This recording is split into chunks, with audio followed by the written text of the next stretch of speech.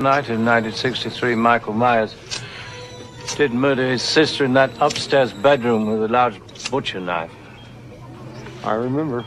On Halloween. I was 16 years old. It's his anniversary, Mr. Hunt.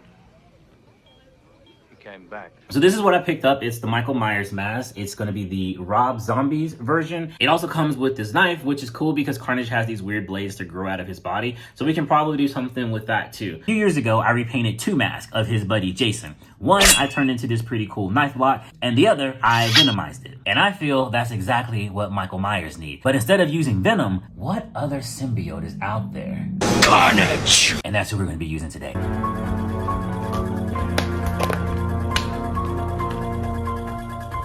Got the most important thing, the paint.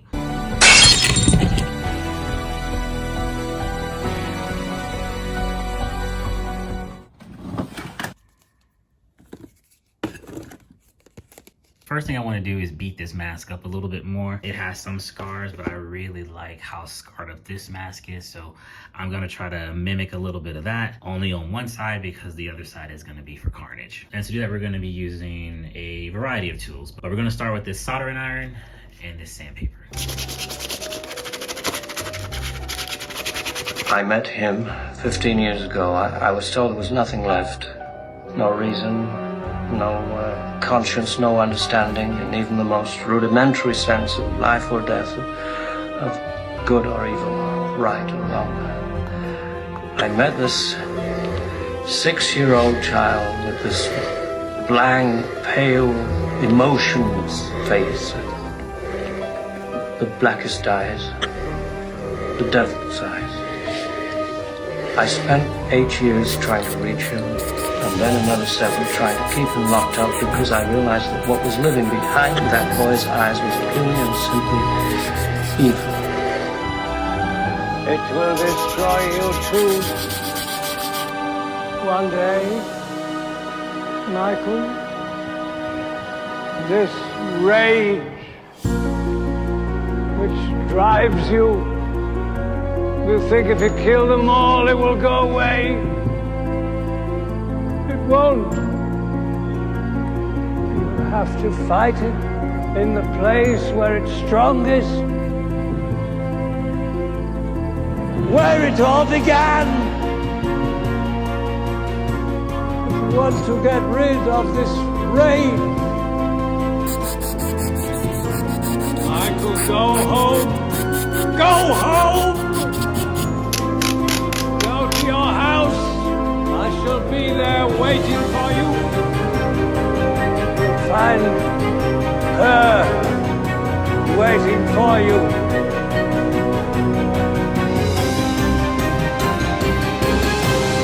I've been obsessed to find out what was going on inside of him. It's been my life work and my ultimate failure. This force, this thing that lived inside of him came from a source too violent, too deadly for you to imagine. It grew inside him, contaminating his soul. It was pure evil. What makes you think he'll come back here? Okay guys, this is what we got going on so far. I'm not gonna lie, it looks more like Leatherface than it does Michael Myers right now. We do have the Carnage symbiote all done on this side, got it running through his hair. And with all that done, it brings us to my favorite part, painting. This house is sacred to him. He has all his memories here, his rage.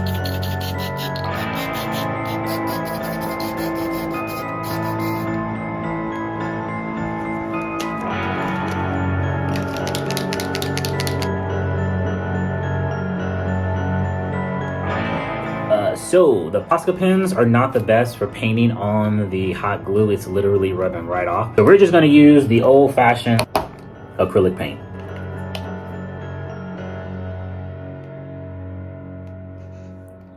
Much better.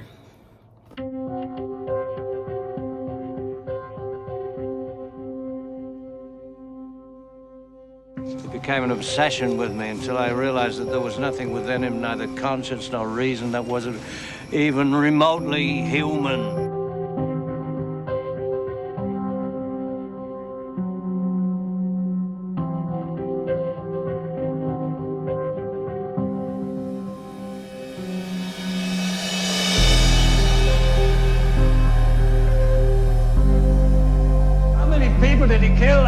here. Have you forgotten?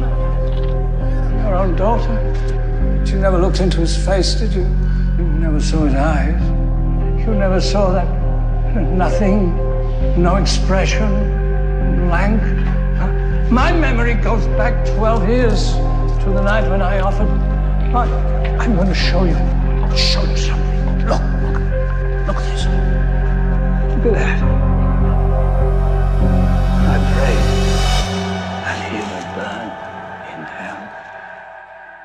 The Michael Myers Carnage symbiote Halloween mask repaint. Oh, and also don't forget, we also have the Michael Myers knife here, also infected with the Carnage symbiote. Now, as much as I like this, there are a few things that I would change if I can do it again. First off, even though it's very cool to see the Carnage symbiote run through his hair, I would just completely cover that entire side to be fully Carnage. Next, even though those small cotton balls were a really cool idea, I think the traditional round fluffy ones, when pulled apart, would mimic Michael Myers' hair more. I mean, this is cool. It looks 1,000 times better than what we started with, but it's giving me very Bob Ross with this little baby fro. But you guys are the real critics, so go down to the comment section below and let me know what you guys think about this new mask repaint. And while you're down there, let me know who you think would win. Michael Myers and Carnage, or Venom and Jason? We're gonna wreak glorious carnage throughout the land. You promised us carnage. Deliver. In this video, we're gonna be taking this horrible Jason mask that I got from the Dollar Tree and customizing it into a prop that's worthy of a Hollywood movie by mixing two of my favorite characters, Venom and Jason Voorhees from Friday the 13th.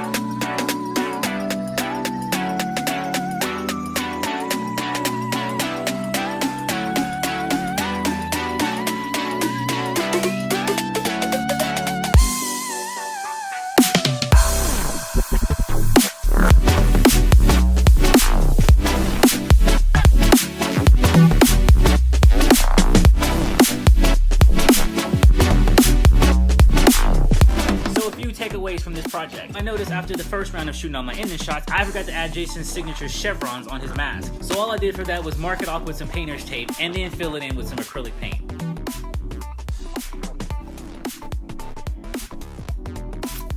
One thing I think I might do to improve this mask is actually running hot glue completely over this area here, just leaving a couple little slits where I can see out of this side of the eye to cover this area. I've been wanting to customize a Jason mask like this for years, so I'm happy that I finally went ahead and jumped in on this project. And for the sake of this video, guys, I just gotta know, what side of this mask do you like better, the Venom or the Jason? Alright guys, it's time to move on to the next project. This one's all wrapped up.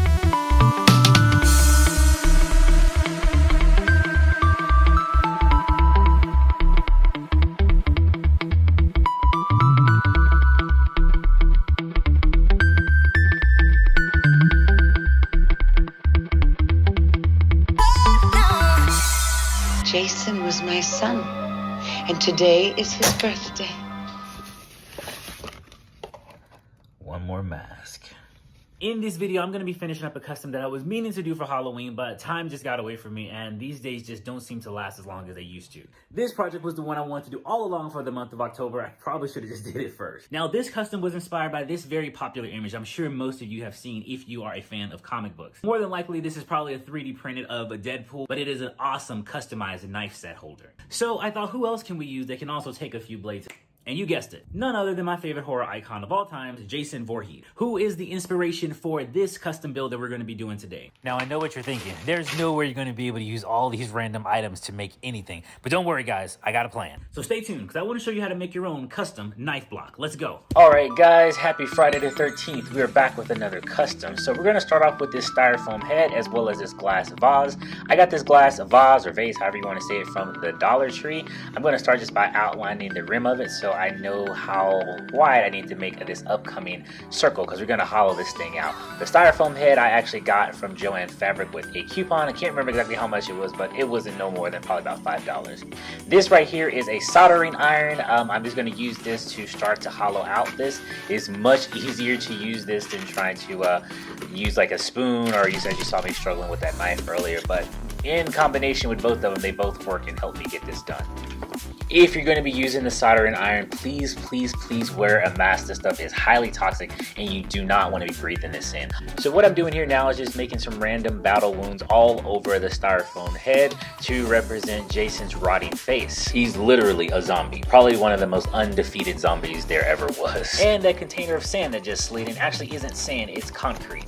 I'm going to be mixing this to the consistency of peanut butter, as I'm going to be using this to cover the entire styrofoam head. As I mentioned before in my other concrete videos, just start off with 1 cup of concrete and slowly add water until you get the consistency you like.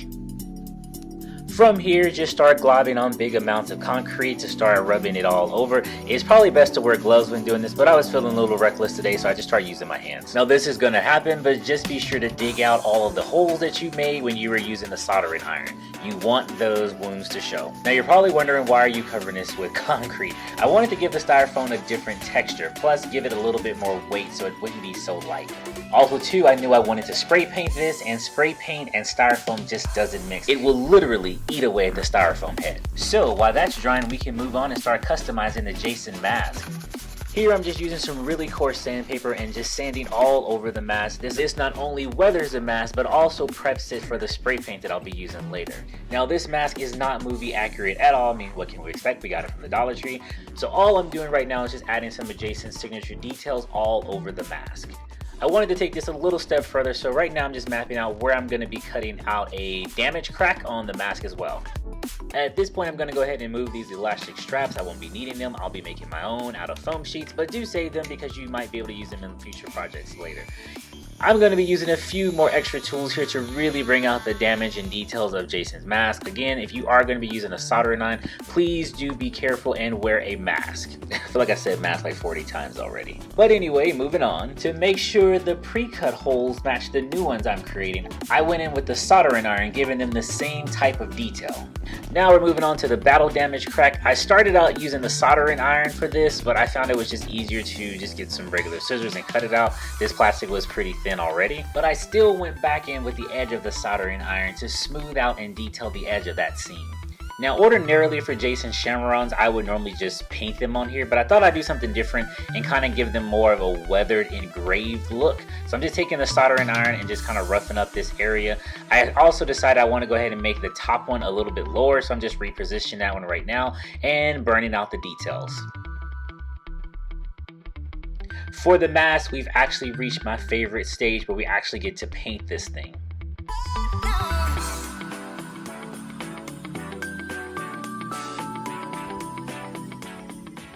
I usually lay my base layer down as spray paint, then come back in and paint the other details using some acrylic.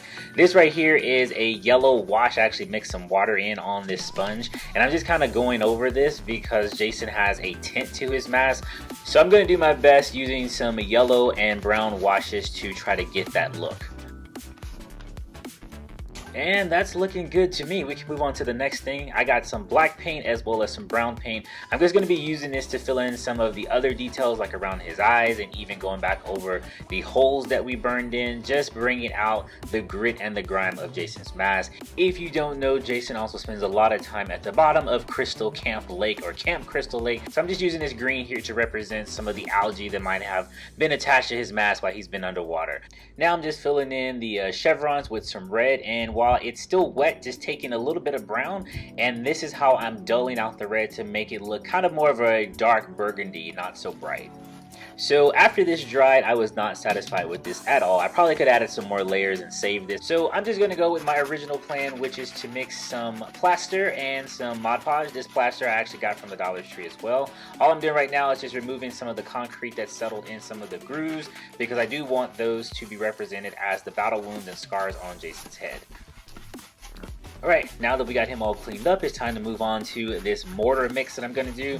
There's no recipe for this, guys. I just used a little bit of glue, and I also just started putting in clumps of this plaster. I will say you will have to put in more plaster than you will glue. Just keep whipping it around until you get a nice whipped cream-like texture, much like this. And it should go without saying, but I'm going to say it anyway. Just make sure you mix up enough, because you're going to want to cover this entire foam head. And there I go again, being reckless. But just make sure you cover this entire thing, guys. Also, just like when we were doing with the concrete, you want to get inside of each one of these grooves. I will say mixing the glue with this plaster made it so much easier to use, but you do need to work fast. It only takes a minute for it to start to set up, and it will get hard really quickly, so work fast. Once this actually fully dried, I went over this a few times with some gesso. If you don't have gesso, you can actually just use a few layers of Mod Podge. It's going to work just the same. All I'm doing is just putting down some layers, prepping this for the spray paint. So next I'll be taking this sheet of foam here and cutting it down to 3 strips, which I'll be spray painting brown. These are going to serve as the leather straps that holds Jason's mask on his face. I'll be taking this acrylic paint, adding a little bit of water to it because it'll be easier to paint the inside of this. You can use whatever color you like. I just went ahead and used this dark navy blue. Black would probably be a better choice, but feel free to use whatever color you like. It won't really matter that much, as this area won't really be seen. And now Mr. Foamhead is ready for my favorite stage in all this, where we finally get to paint him. Now I was debating on whether to actually paint eyes on this thing, but I just went ahead and did this whole blackout, because normally through Jason's mask you don't see his eyes. They're just kind of dark, hollow, and soulless. So that's why I went with just painting this area black. And here I'm just taking some red, as I said before, while it's still wet, adding some brown to just kind of dull this out to emphasize his battle wounds. And lastly, with that same brown, just dry brushing out some of his details. And to protect our work, we're going to be using our good old friend Mod Podge. Now you can also use a varnish or any kind of spray sealer. I will say after a couple of coats of this, it finally gave me the feel that I wanted for the styrofoam head. So I'm kind of glad I did use that concrete earlier. But here I'm going to go ahead and start shaping out the mask. So I'm just focusing on certain areas that I want to bend and curve, because if you guys saw this before, this Dollar Tree mask is very flat. Doing this simple step gave this mask so much more definition. Here, as we're moving right along, we're going to go ahead and add these foam strips in that, as I said before, that's going to act like Jason's leather straps. I'm going to go ahead and pull each one of these through and secure them with some hot glue.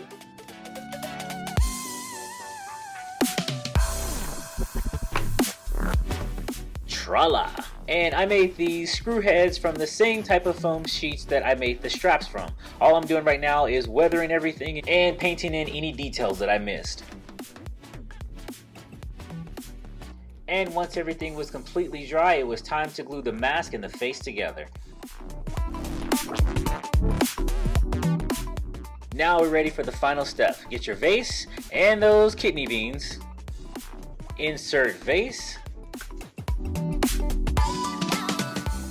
Fill with beans. And you, my friend, have a custom knife block.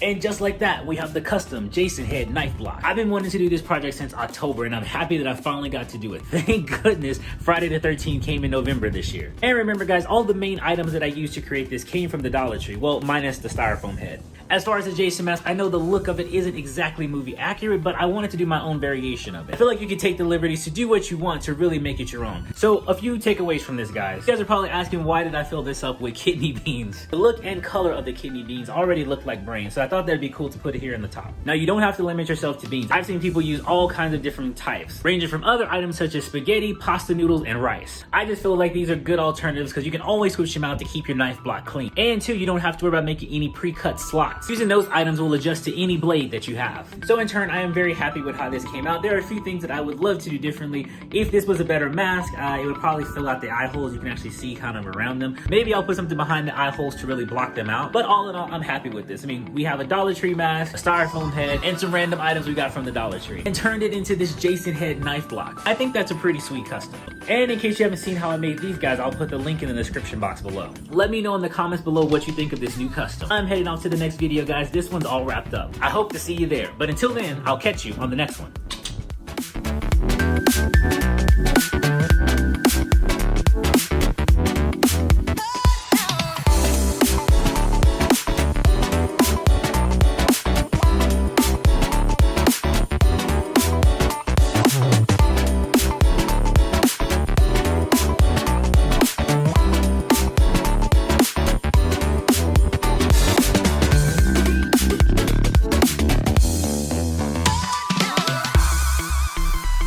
What's up guys, in this video I'm going to show you how to make a very easy, durable, but cheap Squid Games mask using materials that you can find at your local Dollar Tree. Let's get started. So the first thing you're going to need is a Dollar Tree foam poster board. I'm just going to use this scrap one I had lying around the room, and we're going to want to trace out a circle for the mask. Make sure it's big enough to cover your face. Oddly enough, this junk mail was the perfect size for my head, so I went ahead and folded this in half, and I'm just going to cut out an oval just to make this as even as possible. So as tempting as it is guys, don't throw all your junk mail away. It comes in very handy when making these kind of templates.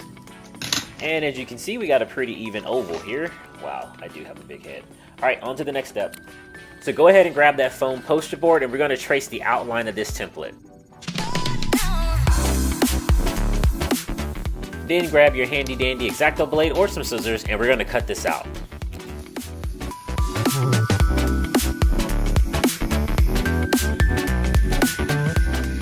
Oh, and do make sure your blades are sharp so you won't be struggling like you see me doing here. And oh my god, what is that? Don't worry, it's just glue from another project. Okay.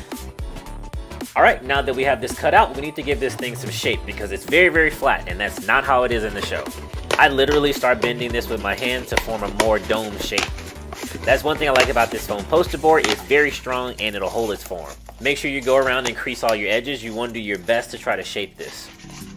And don't be afraid guys to get in there and bend and fold this. Trust me, this material can take it.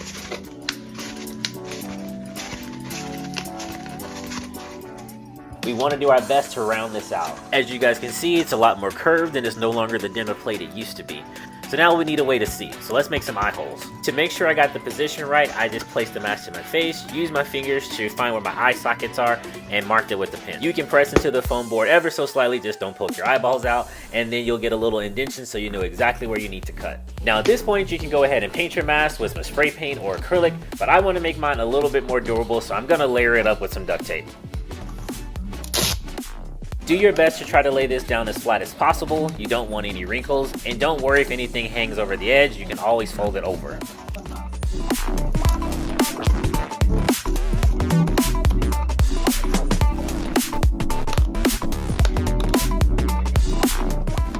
Now this might be a little hard, but try to lay the rest of your strips edge to edge. Just take your time, I'm sure you guys can get it. If by chance they overlap, don't worry about it. It's not the end of the world. It's probably not even going to be noticeable.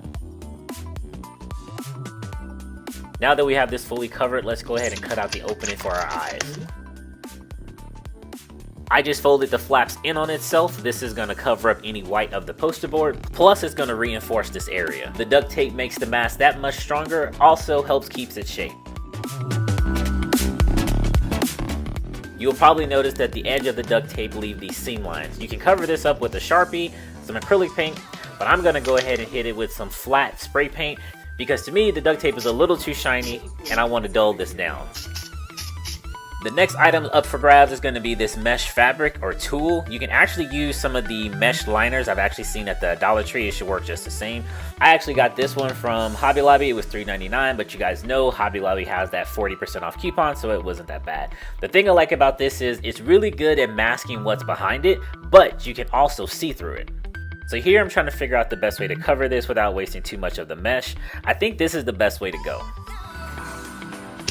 Once I had the mesh cut, I just wanted to figure out the best way to lay it. At first I was going to double it up to try to mask the eye openings, but that looked a little weird and it was going to leave me with a seam at the top, so I decided to do it edge to edge.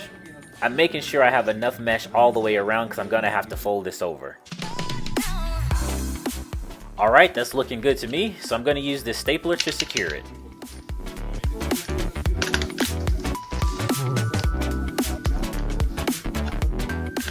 Now that we have this stapled all the way around, let's go ahead and cut off this extra mesh.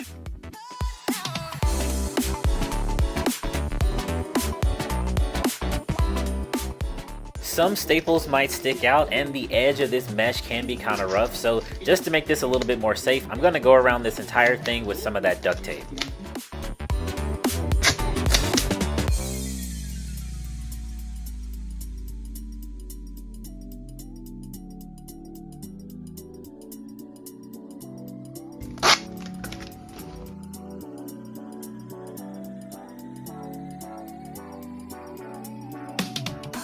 And when you're all done, you should have something that looks like this. The next thing we need to do to this Squid Games mask is cover up these seams by adding in the details.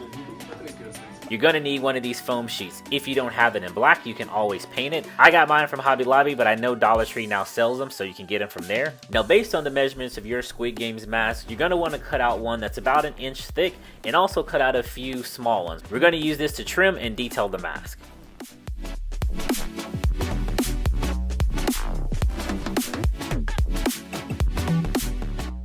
My strips of foam wasn't long enough to go all the way around the mask, so wherever the last one stops, just connect the next one and keep going.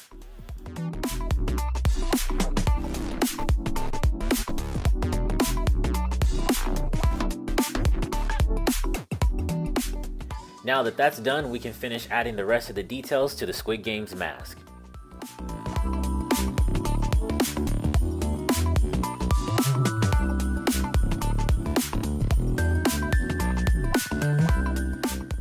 This part got a little messy. Some of the glue started to seep from under the strip when I would press it down. I recommend actually putting the glue on the strip first and then pressing it down.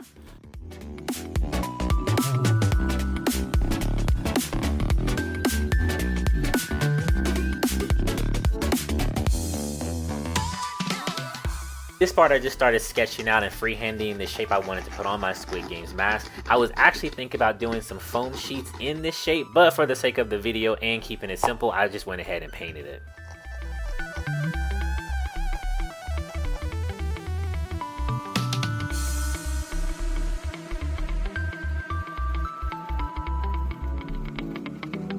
Once I got the basic outline down, I went back in with a thicker brush to fill in the square.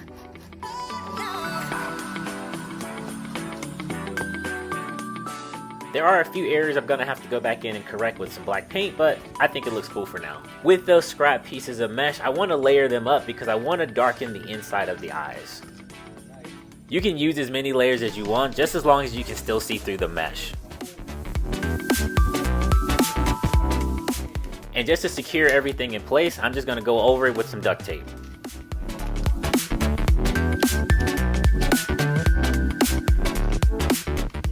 As I said before, the mesh can be very sharp and scratchy, so you want to make sure you cover all those edges.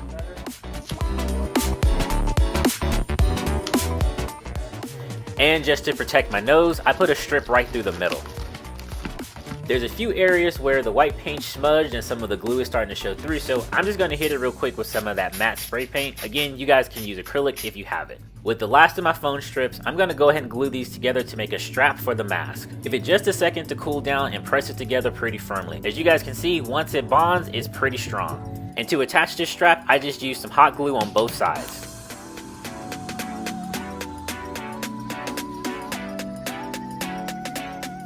And just to secure it even more, I strapped it down with some duct tape. I recommend doing this, especially if you're going to be wearing the mask and taking it on and off. Oh, and this should go without saying, before you tape all this down, you want to make sure the foam strap is long enough to go around your head, but you don't want it too loose, because just like a rubber band, it can stretch.